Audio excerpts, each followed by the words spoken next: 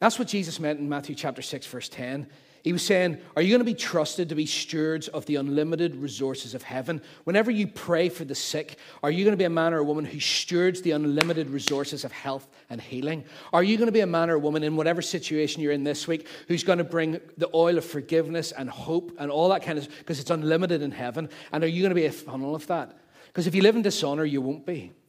To be trusted by God and to be stewards of heaven, we need a new mindset. It's one where the condition of our souls is one of abundance. As it is in heaven, let it be on earth.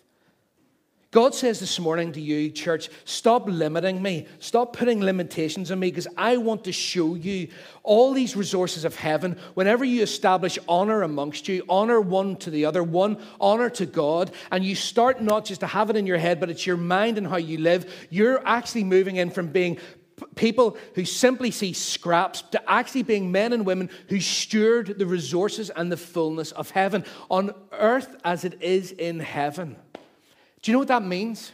That means whenever you're confronted with sick people, no matter who they are, where they are, or what they are sick with, that the people who steward heaven are the people who see the health and the healing and the total restoration come. Whenever you're confronted with all sorts of evil and all sorts of stuff in other people's lives or around you, you don't fall over like a cheap suit, but instead you resource and you steward heaven, the fullness of it in you and through you. That's what we want to be as a church. That's what we are called for. We are not called for namby-pamby Christian living that has no power in it.